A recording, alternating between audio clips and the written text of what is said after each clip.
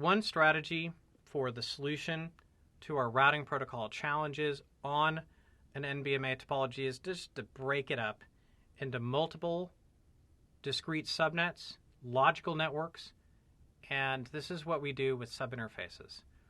So subinterfaces are represented with the decimal point.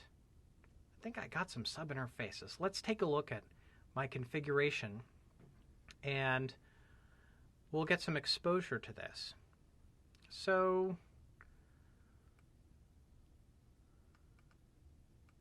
let's go to R4 right now.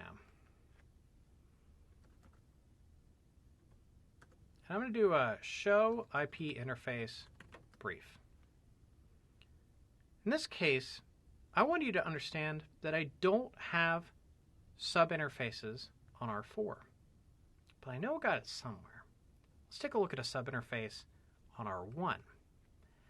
If I look at R1 and I do a show IP interface brief, we see subinterfaces. That's what they look like. And that's a logical container for multiple configs on the same physical interface. Now, we're going to make our lives harder, and we're going to run frame relay in multi-point fashion. But if I wanted, I could run it in point-to-point.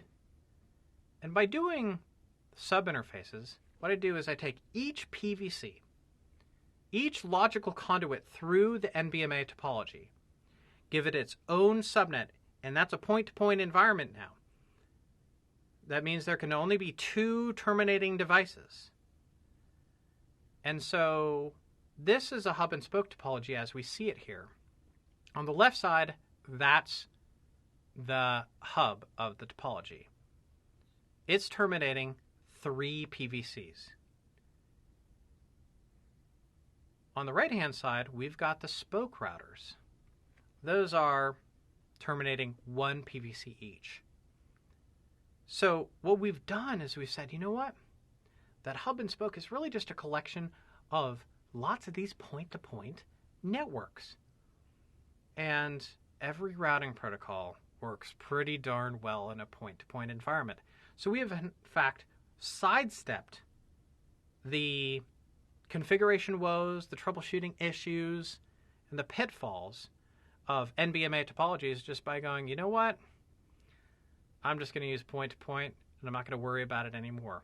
And if you have your druthers, if you have your ability to choose this in a new NBMA topology, this would be the way to go.